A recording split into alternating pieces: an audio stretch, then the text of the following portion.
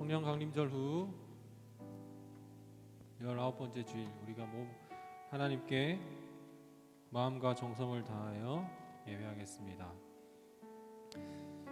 너희 모든 나라들아 여호와를 찬양하며 너희 모든 백성들아 그를 찬송할지어다.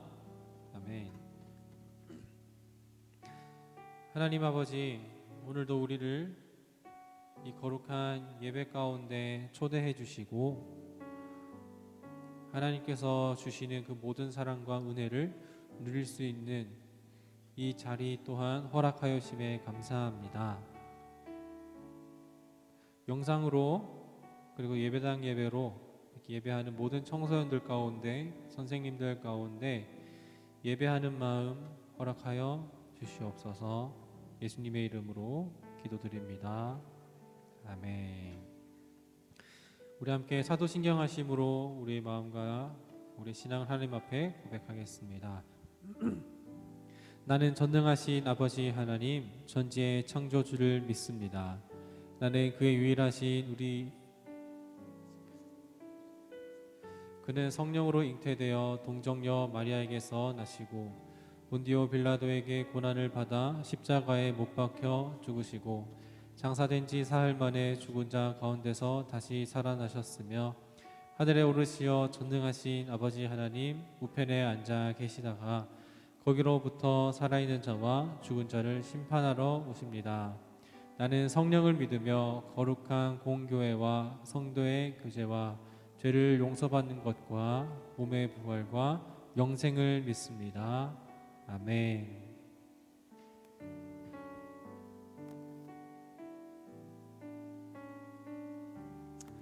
할렐루야. 함께 예배하는 우리 청소년부 친구들 여러분, 주님의 이름으로 환영하고 축복합니다. 오늘도 어김없이 하나님을 예배했으면 좋겠습니다.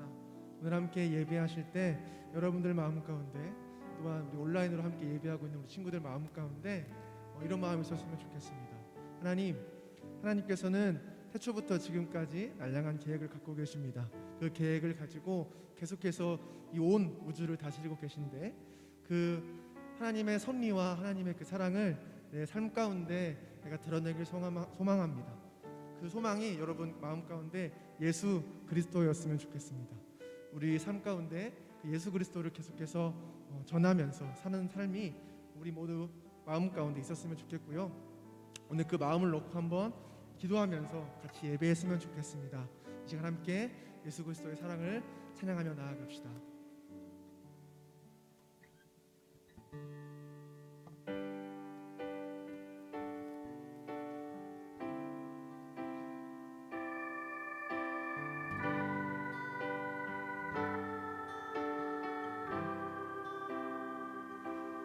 온 땅의 주인 되신 주님이 내 이름 아시며 상한 맘 돌보네.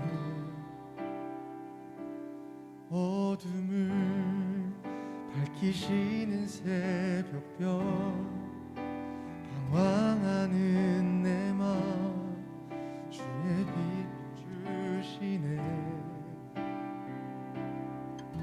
나로 인함이 아닌 주가 행하신 일로 나의 행함이 아닌 오직 주로 인하여 나는 오늘 피었다 지는 이름 없는 꽃과 같네. 바다에 있는 파도 안개와 같지만 주는 나를 붙드시고 부르짖음 들으시며 날 기하다 하시네. 주님은 나의 죄를 보시고 사랑의 눈으로 날 일으키시네. 바다를 잠잠하게 하시듯 내 영혼의 폭풍 부럽게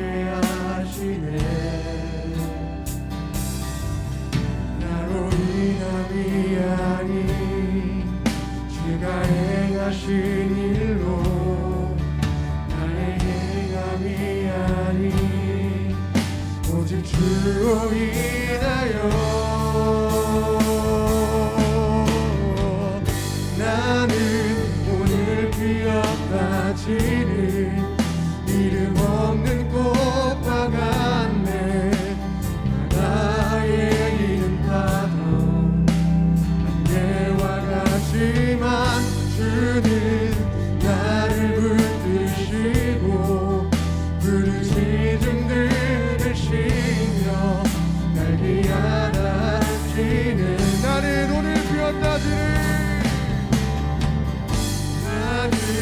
오늘 피었다 지는 이름 없는 꽃과 같네 바다의 이름 파도 안개와 같지만 주는 나를 붙드시고 부르짖음 들으시며 날 위하시네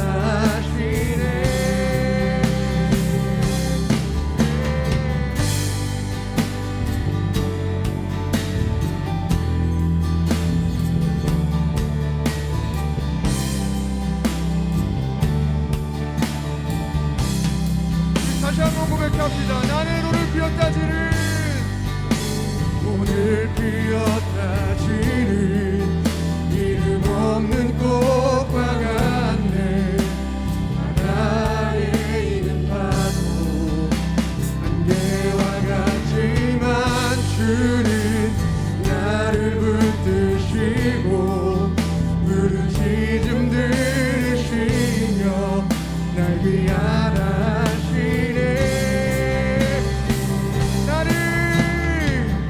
나는 오늘 피었다 지는 이름 없는 꽃과 같네 바다에 이름 파도 안개와 같지만 주는 나를 붙드시고 부르짖음 들으시며 날 위하시네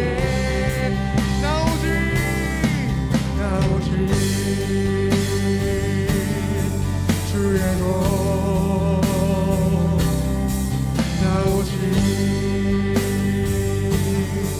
주의 것 우리 계속해서 고백합시다 나오시 주의 것 나오시 주의 것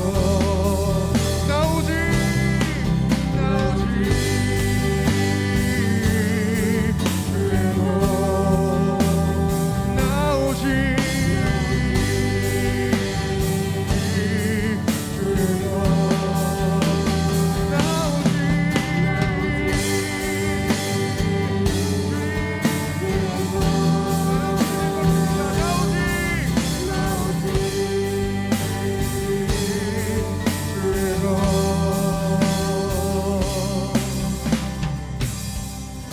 나는 오늘 피었다 지는 이름 없는 꽃과 같네 바다에 있는 파도 안개와 같지만 주는 나를 붙드시고 부르짖음 들으시며 날 귀하다 하시네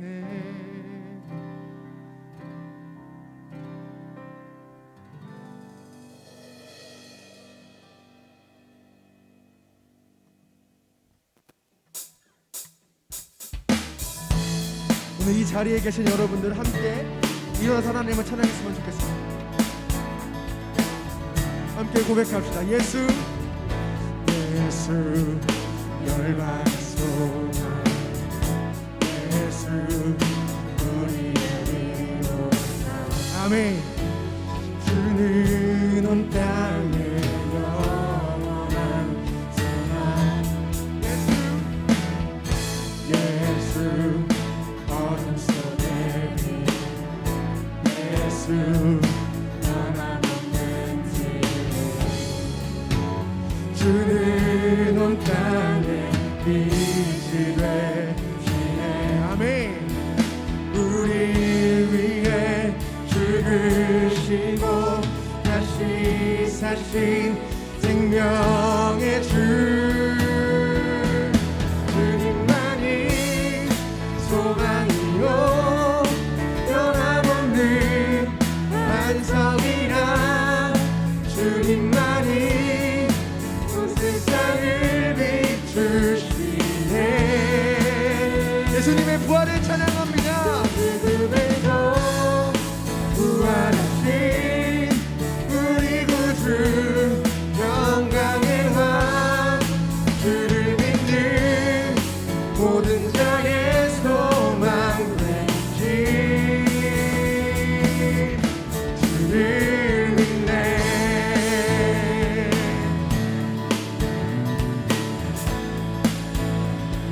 다시 한번 찬양합시다. 예수 예수 열방의 소망 아멘.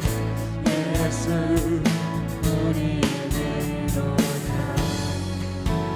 주는 온 땅에 영원한 소망 예수 어둠 속의 빛 예수 어둠 속의 빛 예수 변함없는 진리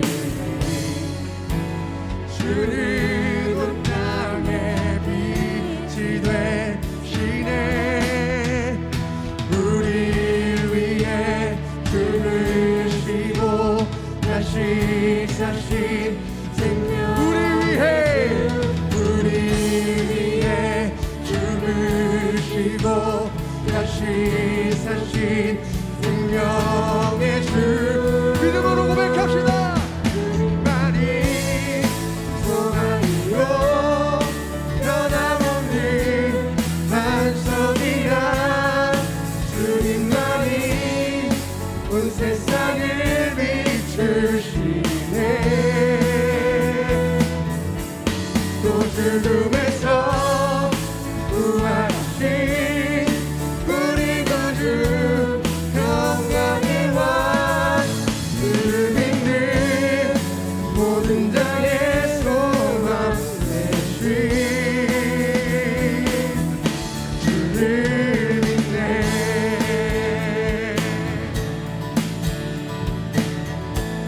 우리 함께 목소리로 고백합시다. 우리를 위해 죽으시고 다시 사신 생명의 주 우리 위해 죽으시고 다시 사신 생명 우리 위해 죽으시고 다시 사신 생명의 주 우리 위해 죽으시고 다시 사신 생명의 주 주님만이 소망이요 변함없는 반석이라 주님만이 온 세상을 비추시네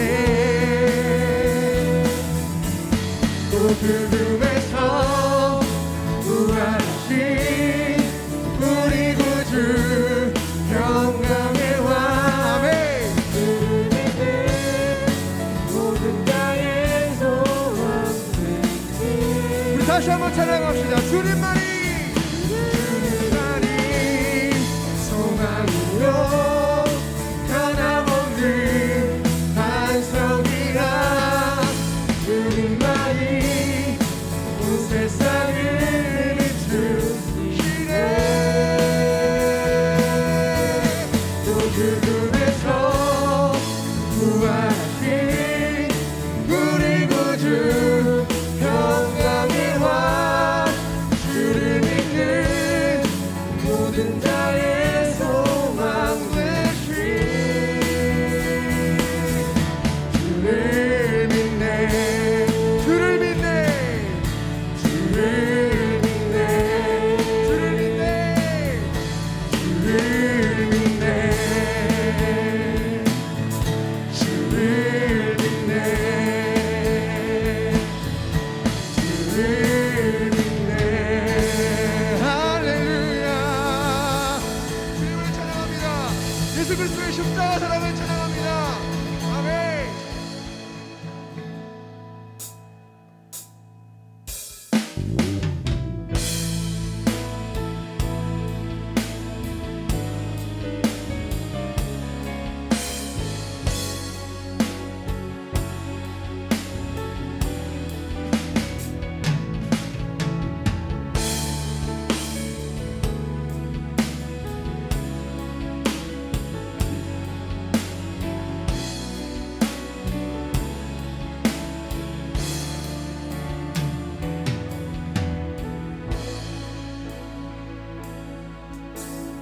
함께 고백합시다.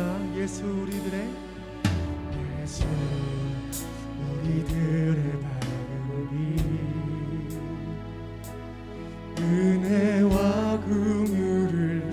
베푸시는 주 그의 길을 따라가는 주의 자녀들에게 항상 밝은 빛을 비추시네 그는 구원의 주 하나님 공의로 세상을 다스리시네 주를 경외하는 자들에게 부어주시네 놀라운 주님의 영광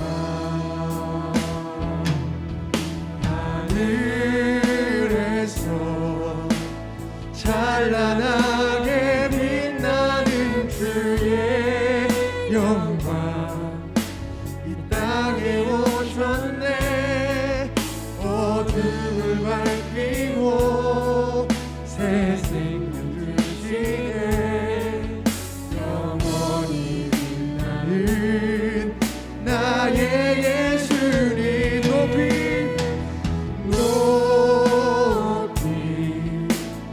영광과 찬양 받으실 그 이름 경배합니다 슬픔을 거두고 내게 자유 주시네 기쁨의 노래를 영원한 나의 이 예수께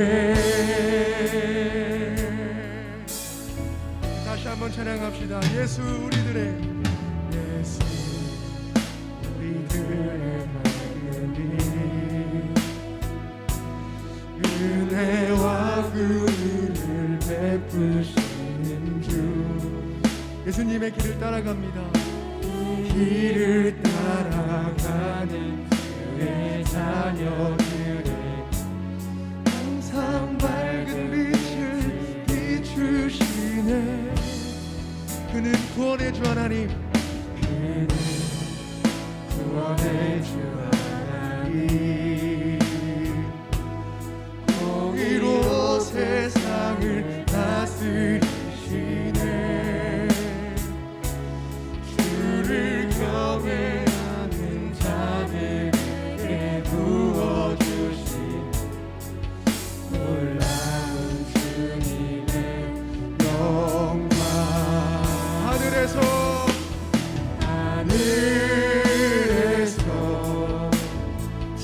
찬란하게 빛나는 주의 영광 땅에 오셨네 어둠을 밝히고 새 생명 주시네 영원히 빛나는 나의 예수님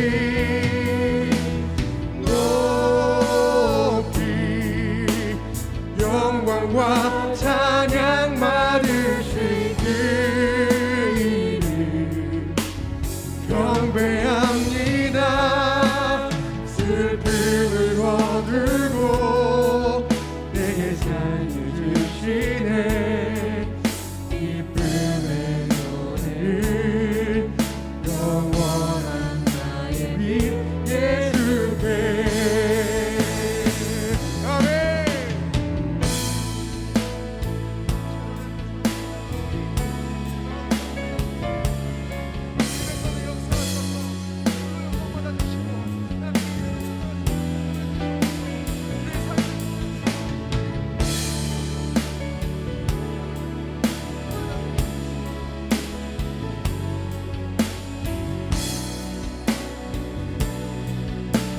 다시 한번 고백합시다. 하늘에서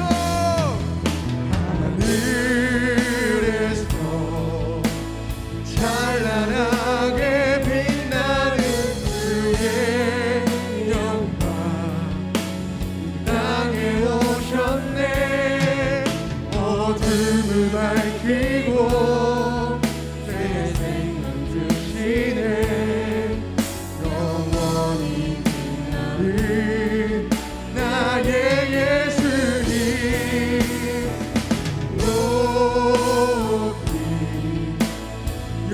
영광과 찬양 받으실 그 이름 경배합니다. 슬픔을 거두고 내게 자유 주시네. 기쁨의 노래를 영원한 나의 빛 예수께. 우리 목소리로 고백합시다. 하늘에서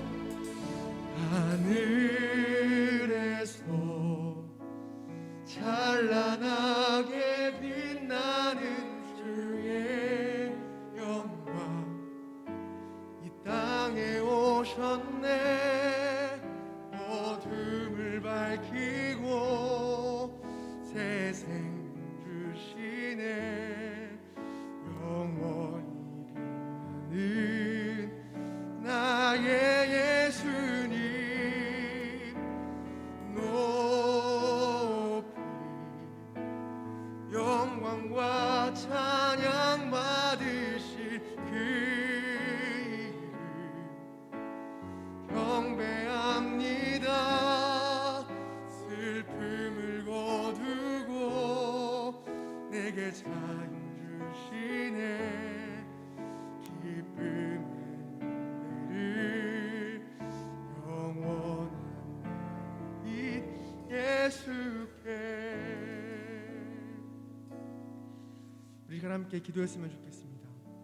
함께 기도하실 때 우리가 아까 예배 시작할 때 고백했던 것처럼 하나님, 오늘 예배 가운데 나를 만나 주셔서 하나님의 사랑을 나에게 보여주셔서 내가 하나님의 시간을 살아가는 동안에 예수 그리스도의 그 사랑을 나의 삶을 통하여서 전할 수 있도록 주님 나의 삶 가운데 하나님의 말씀을 부어주시고 예수 그리스도의 사랑을 부어주시옵소서. 우리 시간 조용한 마음으로 이 기도 제목까지 함께 기도하며 나아가시겠습니다.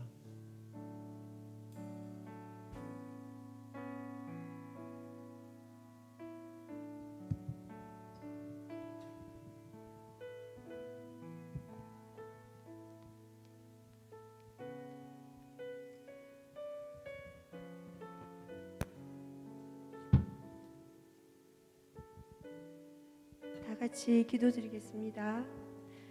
좋으신 하나님 아버지, 오늘도 저희들을 현장 예배로 혹은 온라인 예배로 불러주심을 감사드립니다. 이 어려운 시기에 건강하게 지내게 하심도 감사드립니다. 만물들이 아름답게 변해가는 가을이 시작되어짐도 더욱더 감사드립니다. 아버지, 우리의 모든 것이 주의 은혜임을 입술로는 고백하오나 나의 욕심과 교만한 마음은 주님의 사랑을 가리울 때가 많았고, 허다하고 허탄한 말들은 상대의 마음을 아프게 하였고, 시기심과 허영심은 주님의 향기를 나타내지 못하였습니다. 나의 생각과 의지대로 살아가는 인생은 쓴뿌리와 열매 없는 삶임을 고백하면서도 쉽게 달라지지 못하는 저의 모습을 봅니다. 아버지, 긍휼히 여기시어 더 큰 은혜와 믿음 주옵소서. 심령을 새롭게 뜨겁게 하여 주님을 닮아가는 믿음의 삶을 살아가도록 이끌어 주옵소서. 말씀 따라 살아가는 복된 인생이 되도록 인도하여 주옵소서. 우리 청소년부 모두 그리스도의 장성한 분량까지 믿음이 자라가 예수님의 제자로 든든히 세워지기 소원하오니 아버지 이끌어 주옵소서. 아버지, 특별히 학업과 친구 관계 등으로 고민하는 친구들이 있다면 우리를 사랑하심으로 십자가를 지신 주님의 사랑을 기억함으로 용기 내게 하시며 선하게 인도하실 소망의 주님, 약속의 주님을 기억게 하옵소서. 특별히 길고 긴 코로나의 시간을 지내고 있는 우리 청소년들에게 말씀을 통해 위로받게 하시고 기도를 통해 소망을 경험하는 시간들로 채워주옵소서.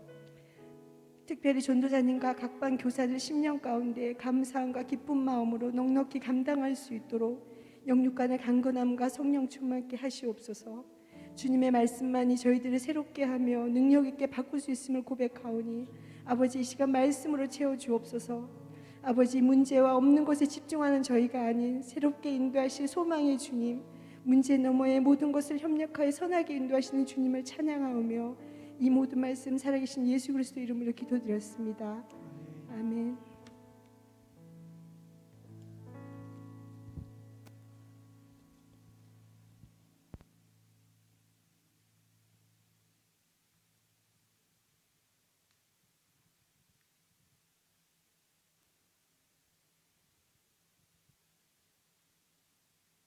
네, 우리 나의 모습 나의 소유 찬양하면서 준비한 헌금 드리도록 하겠습니다.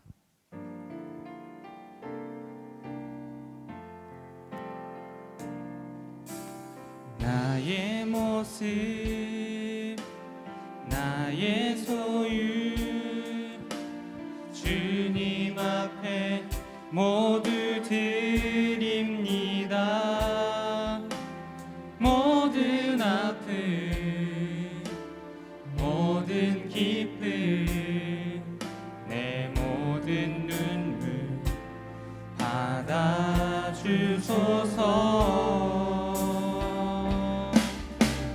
나의 생명을 드리니 주 영광 위하여 사용하옵소서. 내가 사는 날 동안에 주를 찬양하며 기쁨의 제물 되리. 나를 받아주소서.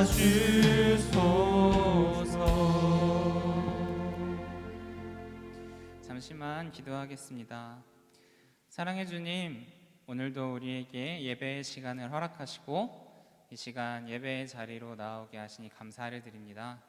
또한 나올 때 빈손으로 오지 아니하고 하나님께 귀한 예물을 가지고 나왔습니다. 이 예물을 받아주셔서 하나님의 나라를 위하여 사용하여 주시고 또 미처 예물을 가지고 오지 못한 친구들, 각자의 자리에 있는 친구들에게는 이들의 몸과 마음과 시간을 드리오니 역시 하나님께서 원하시는 대로 사용하여 주시옵소서. 이 시간 주님 앞에 모든 것을 올려드리며 예수 그리스도의 이름으로 기도합니다. 아멘. 오늘 우리에게 주시는 하나님의 말씀은 디모데전서 6장 11절에서 12절까지의 말씀입니다. 우리 다 같이 자리에서 일어나셔서 말씀을 봉독하도록 하겠습니다. 제가 봉독하겠습니다. 오직 너 하나님의 사람아, 이것들을 피하고 의와 경건과 믿음과 사랑과 인내와 온유를 따르며 믿음의 선한 싸움을 싸우라. 영생을 취하라. 이를 위하여 네가 부르심을 받았고 많은 증인 앞에서 선한 증언을 하였도다. 이것은 하나님의 말씀입니다. 아멘. 네, 자리에 앉아주세요.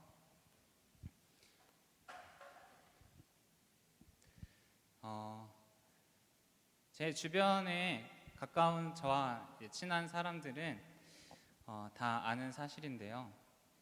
저는 결혼한 지 한 2년 정도 됐거든요. 2년이 좀 넘었어요. 네, 2년이 좀 넘었는데 지금 제 아내를 미란 씨라고 불러요. 제 아내 이름이 최미란인데 미란 씨라고 부릅니다.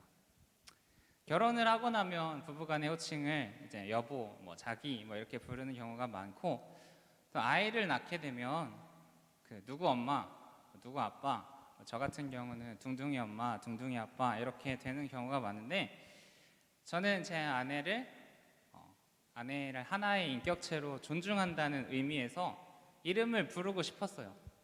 계속. 그래서 앞으로도 이름을 부르기로 약속했고 이에 아내도 제 의도를 존중해서 저를 역시 이름으로 부릅니다. 영진 씨라고 불러요. 되게 조금 부끄럽네요.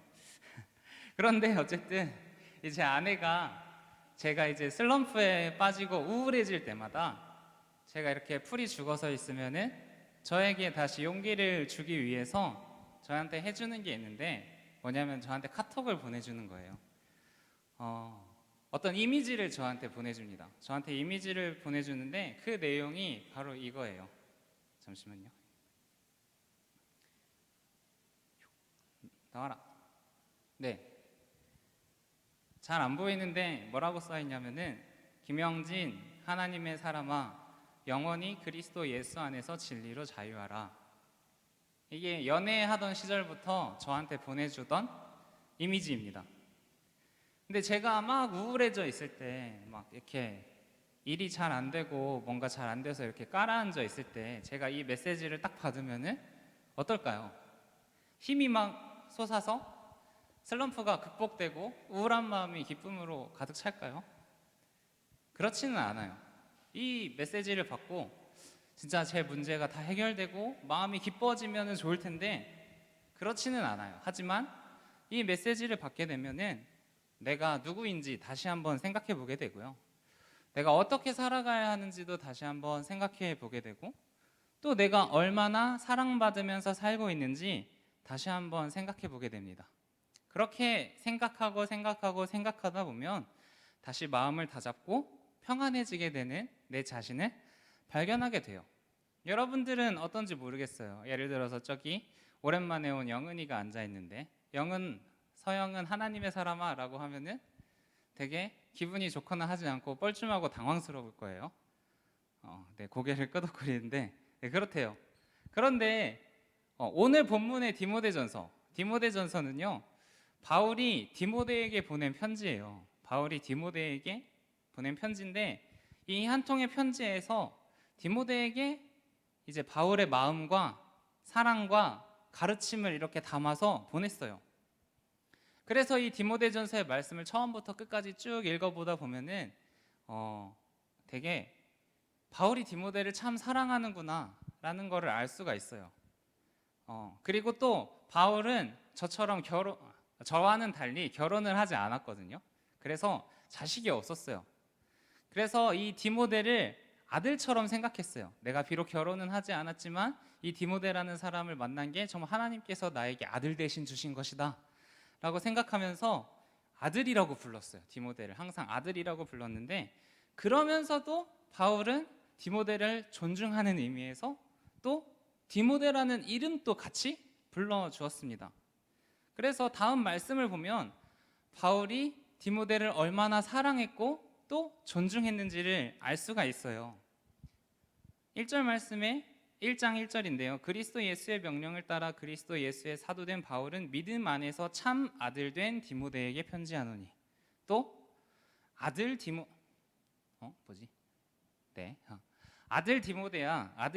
내가 내게 이 교훈으로서 명하노니, 아들 디모데야, 그리고 디모데야, 망령되고 헛된 말과 거짓된 지식의 반론을 피함으로 내게 부탁한 것을 지키라.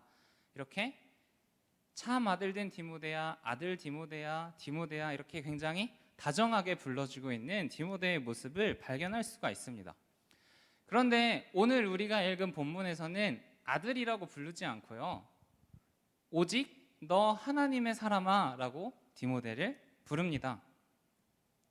그런데 저는 디모데가 이 편지를, 이 디모데전서 6장의 말씀을 딱 받아들였을 때 아내가 저한테 하나님의 사람아 라고, 김영진 하나님의 사람아 라고 불러주는 그 느낌을 알기 때문에 이 디모데가 어떤 느낌을 받았는지, 바울이 디모데를 아들이라고 불렀을 때와는 다른 어떤 힘과 용기, 그런 평안이 디모데에게 있었을 것이라고 저는 확실히 알 수가 있어요.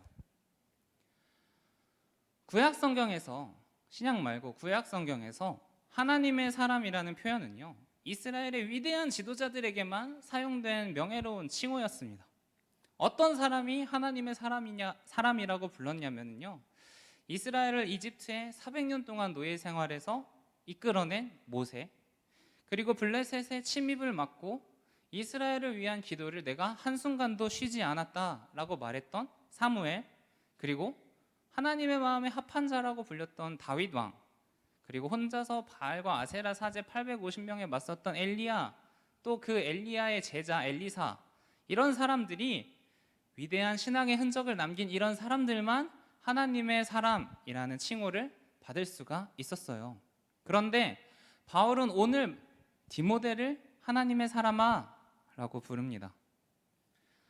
이거는요, 바울이 생각했을 때 디모데가 그리스도인으로서 하나님의 일을 충분히 감당할 수 있을 만큼 성장했다는 뜻이기도 하고요.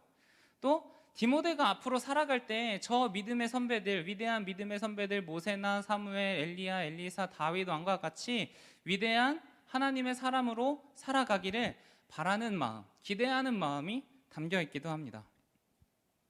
그리고 저 또한 여러분들을 하나님의 사람아 라고 부르고 싶습니다.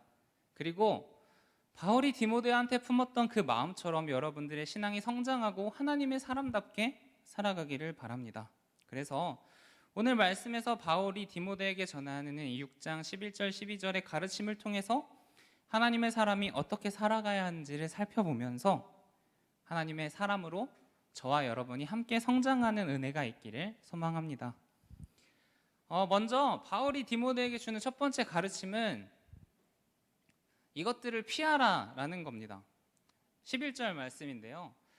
오직 너 하나님의 사람아 이것들을 피하고 라고 말하는데, 여기에서 말하는 이것들이란 예수 그리스도의 말씀에 반대되고 우리가 거룩하게 살아가는데 방해되는 모든 것들을 이야기합니다.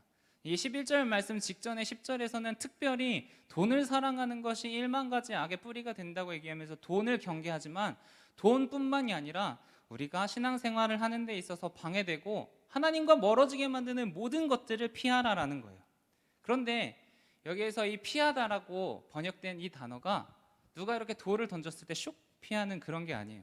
총을 쐈을 때 슉 피하는 그런 피하다라는 단어가 아니에요.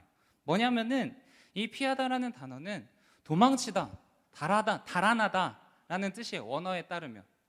그러니까 하나님의 사람은 이것들을 피하라라고 했을 때 그 죄악된 자리, 하나님의 말씀에 반대되고 거룩한 자리에 내가 있다면 그 자리에서 도망쳐라, 달아나라 라는 것입니다.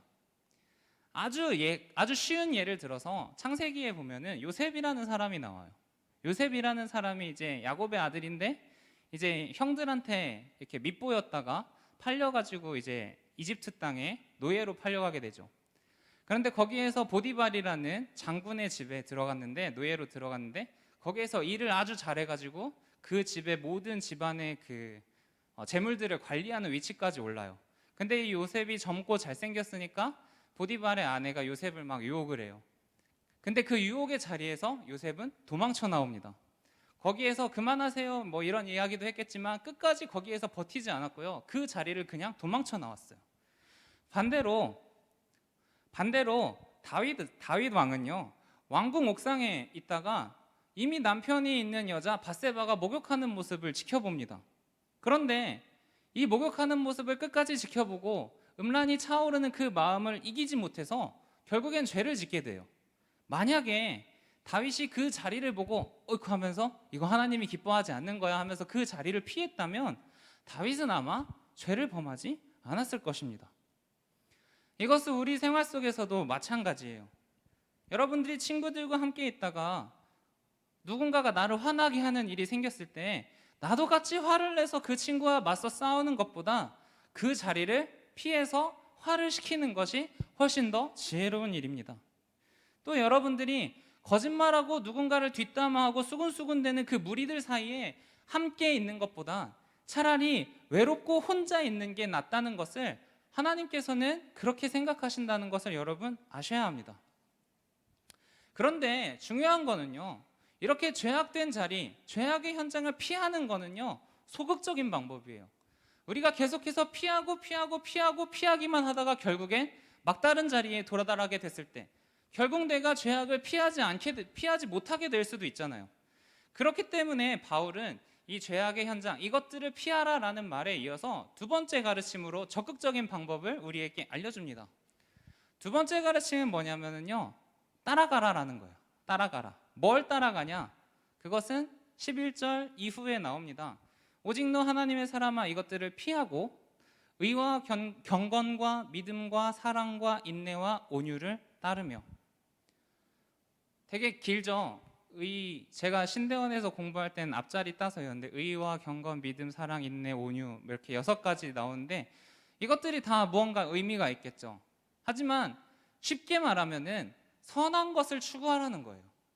우리가 살아가는 데 있어서 악한 것을 피하고 선한 것을 추구하고 그것을 따라가라 라는 의미입니다. 그런데 바울은 로마서에서 우리에게 이신칭의를 가르쳤어요. 뭐냐면은 우리가 구원을 얻는 것은 믿음으로 얻는다는 거예요. 우리가 선한 것을 행동함으로 얻는다는 게 아니라 우리가 하나님을 믿는 믿음을 통해서 구원받는다.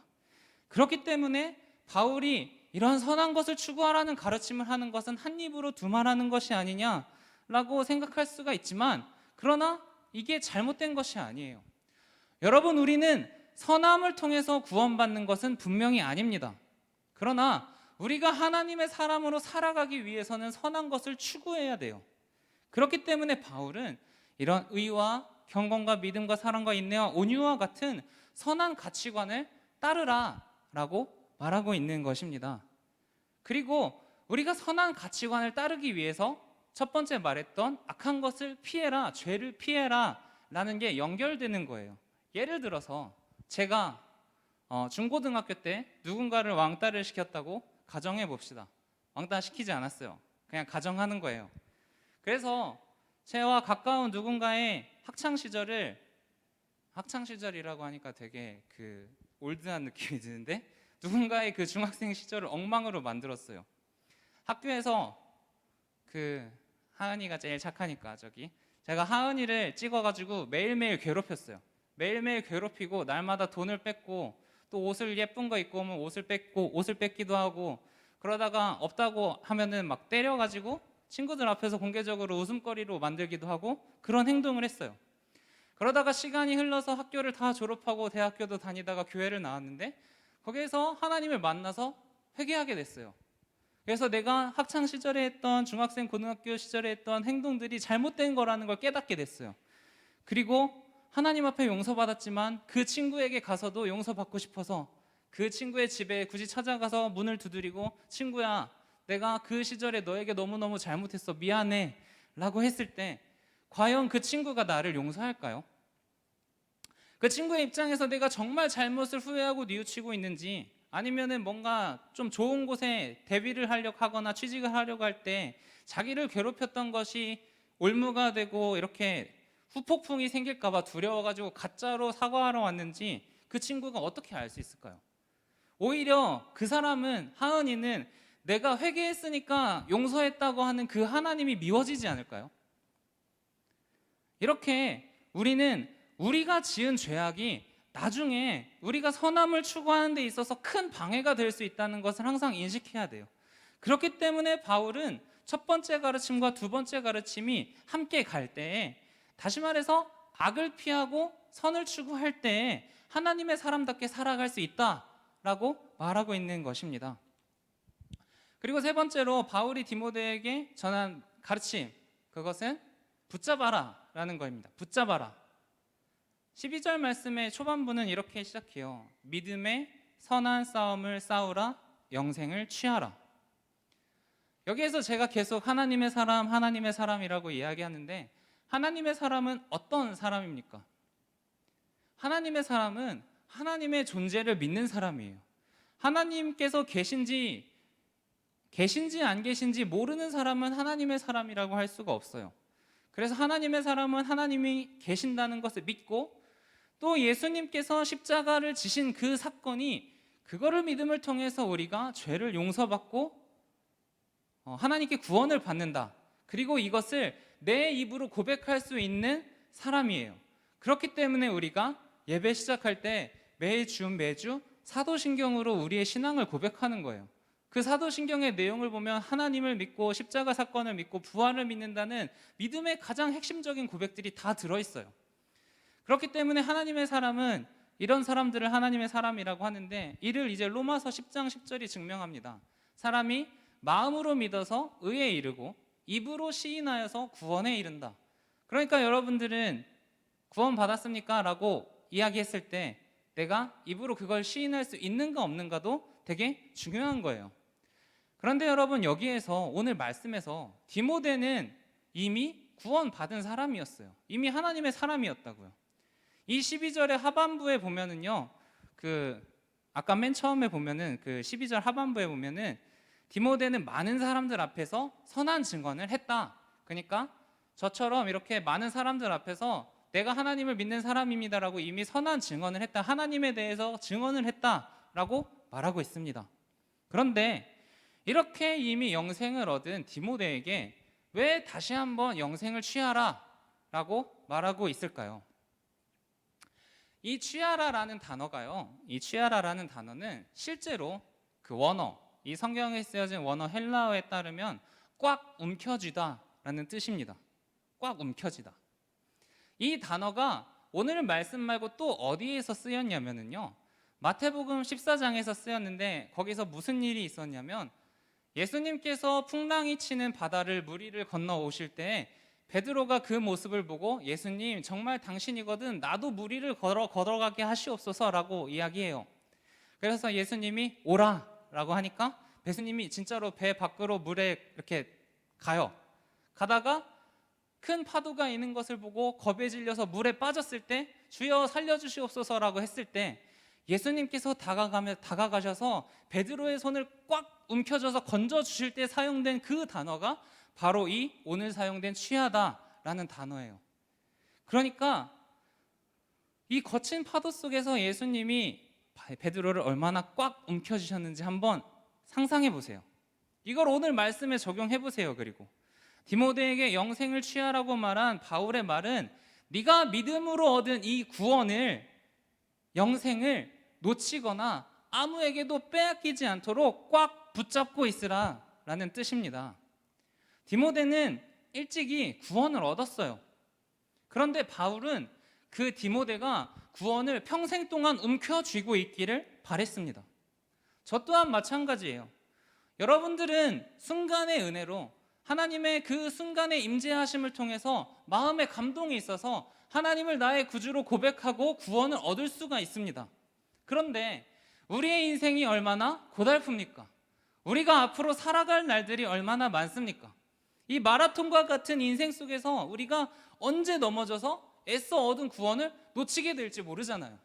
그렇기 때문에 우리는 삶에서 위기의 순간이 올 때마다 영생을 끌어안고 버텨야 돼요. 그렇기 때문에 바울은 구원을 지키는 게 아까 말했던 것처럼 믿음의 선한 싸움, 영적 전쟁이라고 말하고 있는 것입니다. 이제 말씀을 정리하려고 해요. 여러분, 그렇다면 우리는 이 선한 싸움을 언제까지 살아야 할까요? 바울은 본문 6장 14절에서 이렇게 말합니다. 우리 주 예수 그리스도께서 나타나실 때까지 흠도 없고 책망받을 것도 없이 이 명령을 지키라. 이 말은요, 예수님께서 이 땅에 다시 오실 때나 아니면 우리가 하나님께 받은 삶을 다 살고 하나님 앞에 설 때, 그러니까 우리가 우리의 목숨이 다해서 죽어서 하나님 앞에 설 때까지 최선을 다해서 믿음의 선한 싸움을 싸우라는 말입니다. 말을 되게 어렵게 했는데 쉽게 말하면 예수님께서 다시 오실 때나 우리가 죽어 하나님 앞에 설 때까지 믿음의 싸움을 계속 살아야 된다는 거예요. 그런데 우리의 인생은 연약하고 또 길기 때문에 우리의 힘으로만 이 선한 싸움을 싸우려고 하면은 지치고 힘들어서 포기하게 될 거예요. 그래서 우리는 하나님을 붙잡아야만 합니다. 바울은 디모데전서 6장의 마지막 말씀에서 하나님의 은혜가 너와 함께 있기를 바란다라고 해요. 여러분, 우리의 삶 속에서 우리 학교가, 여러분의 학원이, 친구들이, 가끔은 부모님들까지도 세상과 타협하기를 바랄 때가 있어요. 또 우리가 이루고 싶은 꿈들, 내가 하고 싶은 어떤 욕망들이 하나님으로부터 우리를 멀어지게 만들 때도 있어요. 그리고 또 악한 영들이 우리를 넘어뜨리기 위해서 우는 사자와 같이 찾아다니면서 언제 넘어지면 삼켜버려야지 하고 시시탐탐 호시탐탐 기회를 노리고 있습니다. 이 모든 것들 때문에 우리는 포기하고 싶고 차라리 고민과 걱정은 그냥 하지 않고 하나님이 없는 세상에 우리의 몸과 마음을 던져버리고 싶어질 때가 분명히 있을 거예요. 그러나 그래서는 안 됩니다. 하나님께서는 눈에 보이지 않을지라도 우리와 함께 계시며 우리의 기나긴 선한 싸움 뒤에서 하나님께서 예비하고 계신 영광과 승리 그리고 영원한 기쁨이 우리를 기다리고 있기 때문입니다. 예수님께서는요, 끝까지 견디는 자는 구원을 얻으리라 라고 말씀하셨습니다. 그리고 오늘 말씀에서 바울은 사랑하는 아들 디모데에게 구원을 끝까지 움켜쥐라 라고 말합니다. 오늘 여기에서 저는 예수님이나 바울에 비하면 정말 별거 아닌 존재이지만 여러분에게 이렇게 말하고 싶습니다. 동안교회 청소년부 하나님의 사람들아, 영원히 그리스도 예수 안에서 진리로 자유하라. 여러분, 악을 피하고 선을 추구하고 구원을 끝까지 붙잡으십시오. 그래서 여러분의 인생이라는 선한 싸움 속에서 하나님의 은혜가 끝까지 함께하기를 주님의 이름으로 소망합니다. 우리 이제 함께 찬양할 건데요, 주만 바라볼지라 라는 찬양입니다. 이 찬양은 우리가 어떤 일이 있어도, 우리가 힘들고 어려울지라도 우리가 고통받는 그 소리를 하나님께서 들어주시기 때문에 하나님을 끝까지 바라보자. 하나님의 사랑을 추구하는 사람들아, 하나님의 평안을 기대하는 사람들아, 하나님을 바라보자. 아직 하나님을 경험하지 못해 하나님을 모르는 사람들일지라도 하나님을 보고 하나님을 구하고 찾고 찾으면 결국 하나님께서 만나 주실 것입니다. 하나님을 만나는 일이 쉽지 않기 때문에 그 일은 더욱 가치 있는 일이 될 것임을 저는 확신합니다. 여러분, 오늘 저와 함께 이 찬양 하시면서 이 시간 함께 기도하도록 하겠습니다. 하나님의 사랑을 사모하는 자, 하나님의 평안을 바라보는 자, 너의 모든 것 창조하신 우리 주님이 너를 얼마나 사랑하시는지 하나님께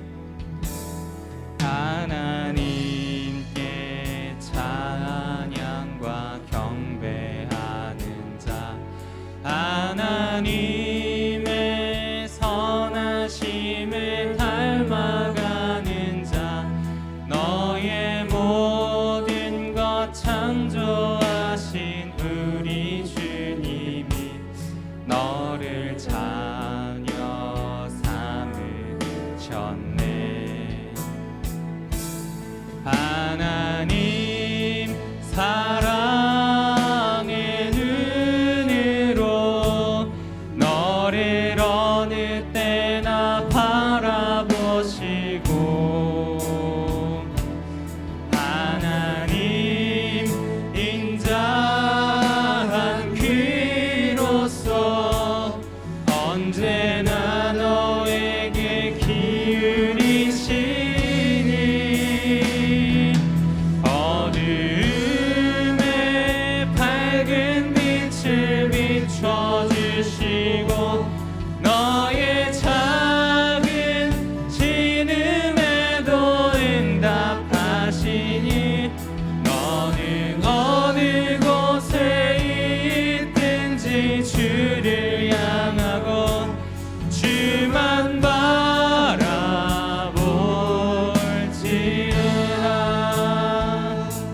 이 시간 처음부터 찬양하기 원하는데 우리 자리에 앉은 친구들은 자리에서 일어나서 화면을 보고 가사를 생각하면서 한 번 더 찬양하도록 하겠습니다.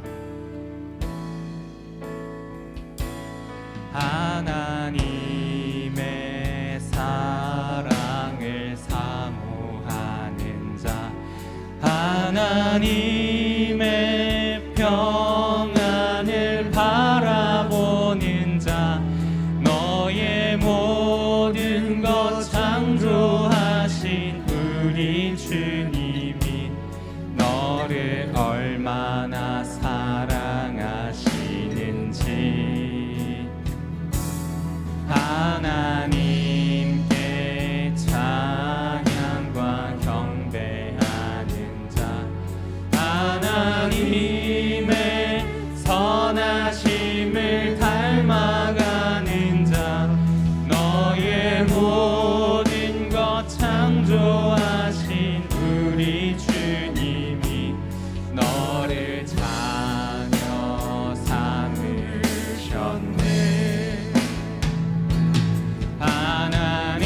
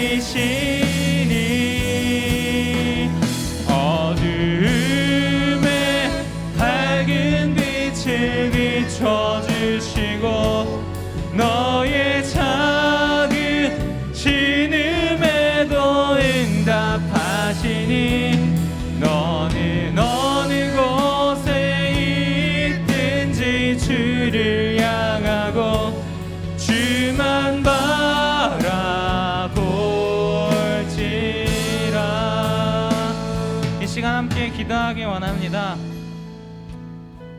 바울은 우리에게 악한 것을 피하고 선한 것을 추구하고 구원을 끝까지, 예수께서 다시 오실 때나 우리가 하나님 앞에 설 때까지 붙잡으라 라고 우리에게 말합니다. 그런데 이것은 너무나도 고되고 힘든 길이기에 우리의 힘만으로는 할 수가 없습니다. 그렇기 때문에 여러분, 살아가면서 힘들고 어려울 때마다 꼭 하나님을 찾으시길 바랍니다. 하나님을 찾을 때 하나님께서 그 인자한 귀로 여러분의 그 고통 소리를 들어주시고, 하나님께서 그 사랑의 손길로 여러분의 상처를 어루만져 주시고 위로해 주실 것을 꼭 믿으며 나아갈 때 우리 믿음의 선한 싸움을 끝까지 완수할 수 있을 것입니다. 우리 이 시간 하나님의 사람이 되기 위해서 너 하나님의 사람아라고 했던 그 바울의 마음처럼, 그리고 그것을 듣는 디모데의 마음처럼 여러분들의 마음속에 평안과 하나님의 사랑이 가득하기를 소망하면서 시간 하나님의 은혜를 간구하면서 함께 기도하도록 하겠습니다. 다 같이 기도합니다. 사랑과 은혜가 충만하신 아버지 하나님, 인도하여 주시옵소서. 아버지 하나님, 주께서 우리에게 많은 사랑을 주셨지만 아버지, 우리는 우리의 삶 속에서 그것을 알지 못했습니다. 아버지, 하지만 우리가 그것을 알 때 내가 하나님의 사람으로서 아버지 설 수 있을 때 아버지 신앙의 길을 끝까지 완수할 수 있을 것이며 믿음의 선배가 되어 믿음의 후배들에게 본이 될 수 있을 것입니다. 그때가 되면 우리의 선행과 우리의 악을 피했던 그 지혜들, 그것들이 하나도 땅에 떨어지지 않고 하나님께서 보시고 아버지 그것을 우리에게 갚아주실 것을 믿습니다. 아버지, 이 시간을 살아가는 우리 모든 친구들에게 아버지 외로울 때마다 벗이 되어 주시고 아버지 슬플 때마다 위로해 주시고 아버지 하나님 기쁠 때에는 기쁨을 더 크게 하여 주시옵시고 삶의 어려움 가운데 경제적인 어려움, 내가 도저히 감당할 수 없는 그러한 어려움 가운데에서는 아버지 주님 또 함께 아파하시며 함께 고통하시며 아버지 하나님의 사람을 또 하나 보내주셔서 아버지 그들을 치유하고 그와 똑같은 하나님의 사람으로 만들어 주시옵소서. 아버지 주님께서 우리를 도와주실 때, 주님께서 우리와 함께 하실 때, 아버지 주님께서 우리의 기도를 들어주실 때 아버지 우리가 하나님의 사람으로 살아갈 수 있음을 믿습니다. 아버지, 우리가 다른 것 아무것도 버리지 아니하며 오직 주님께 나아갈 때 아버지 우리의 모든 것들을 씻어주시고 깨끗게 하여 주시옵시고 예수 그리스도의 십자가를 믿게 하시고 아버지 우리가 그것을 마음으로 믿어 의에 이루고 입으로 시인하여 구원에 이를 수 있는 모든 청소년부 되게 하여 주시옵소서. 아버지 인도하시고 주님 사랑하여 주시옵소서. 온전한 마음이 있길 소망합니다. 아버지 주님께서 우리에게 주시는 그 모든 것들 아버지 우리가 은혜함과 감사함으로 받아 버릴 것이 하나도 없게 하여 주시옵소서. 우리의 삶에 닥치는 고난마저도 하나님을 따르는 아버지 하나님 연단하는 그 주님의 연단하는 시험으로 받아들이게 하시고 우리가 더욱더 강해지고 튼튼해지게 하여 주시옵소서. 어두움에 밝은 빛을 비춰주시고 너의 작은 신음에도 응답하시니 너는 어느 곳에 있든지 주를 향하고 주만 바라볼지라.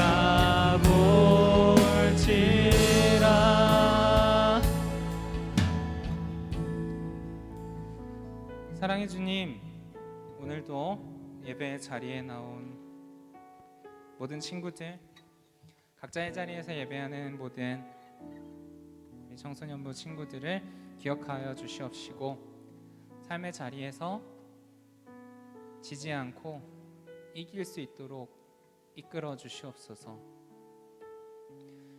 아버지, 지금은 하나님의 사람이 무엇인지, 하나님의 존재를 믿고 나의 구원을 믿고 그것을 입으로 고백할 수 있는지 알 수 없지만 그럼에도 불구하고 하나님께서 우리에게 주시는 은혜와 사랑이 우리를 하나님의 사람으로 이끌어 줄 줄 믿습니다. 우리가 그 선한 싸움을 싸워서 헤쳐나갈 때 우리의 신음과 고통을 들으시고 우리를 결코 혼자 두지 않으시는 하나님을 의지하며 살아가도록 인도하여 주시옵소서. 이 시간 예배 모든 것을 하나님 앞에 올려드리며 주님께서 주신 은혜를 소망하며 예수 그리스도의 이름으로 기도합니다. 아멘. 시간 주기도문으로 오늘의 예배를 마치겠습니다. 하늘에 계신 우리 아버지, 아버지의 이름을 거룩하게 하시며 아버지의 나라가 오게 하시며 아버지의 뜻이 하늘에서와 같이 땅에서도 이루어지게 하소서. 오늘 우리에게 일용할 양식을 주시고 우리가 우리에게 잘못한 사람을 용서하여 준 것 같이 우리의 죄를 용서하여 주시고 우리를 시험에 빠지지 않게 하시고 악에서 구하소서. 나라와 권능과 영광이 영원히 아버지의 것입니다. 아멘.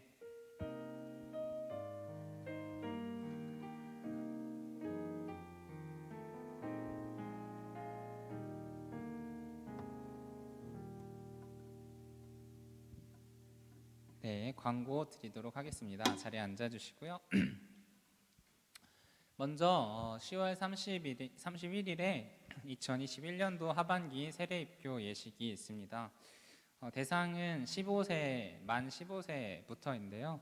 중학교 3학년 친구들 해당이 돼요. 그래서 2006년 10월 31일 이전 출생한 친구들, 그리고 그 중에서 교회에 등록한 지 6개월 이상 된 친구들, 그리고 새생명 교육을 수료한 친구들에게는 세례 입교를 할 수 있는 자격이 주어지고요. 신청 방법은 예배 영상 하단에 그 링크가 있어요. 그 링크를 통해서 신청하시면 되고, 새생명 교육을 안 받았어요 하는 친구들은 따로 연락을 주시면은 저희가 유튜브 영상이나 또는 개인 이렇게 1대1 교육을 통해서 새생명 교육을 받을 수 있도록 어떻게든 해드릴 테니까 이번에 세례 입교 신청하는 친구들 이렇게 링크를 통해서 신청해 주시면 감사하겠습니다. 그리고 세례 입교식을 하기 위해서는 교육을 받아야 돼요. 그래서 10월 16일부터 매주 토요일 3주 동안 받는데, 그 중에서 10월 30일에는 문답식이 있어요. 문답식은 내가 나의 믿음 그리고 신앙에 대해서 그 장로님들과 또 목사님들 앞에서 주고받으면서 문답 형식으로 고백을 하는 시간이에요. 나의 신앙에 대해서 고백하고 나의 믿음에 대해서 고백하는 시간이니까, 그것을 위해서 우리가 2주 동안 교육을 하는 거니까 세례 입교 받을 친구들은 교육에 꼭 참여해야 된다는 것도 기억해 주시면 좋겠습니다. 그리고 포크리TV에서 말씀 묵상 계속 올라오고 있고요. 거리두기 4단계가 또 2주가 연장이 됐어요. 원래 10월 3일 오늘까지였는데 2주 연장돼서 10월 17일까지로 연장됐는데, 역시 10%만 신청을 받아서 운영할 테니까 여러분 신청해 주시고요. 그리고 다음 주는 고등학생 우선 예배입니다. 그래서 고등학생 친구들이 신청한 후 남은 좌석에 따라서 중학생 친구들도 받을 수 있도록 할 테니까 많은 신청을 참여를 부탁드립니다. 그러면은 그리고 예배 참여한 친구들 채팅창에 소속과 이름을 남겨주시고요. 이제 줌으로 분반 모임을 진행하도록 하겠습니다. 네, 감사합니다. 안녕.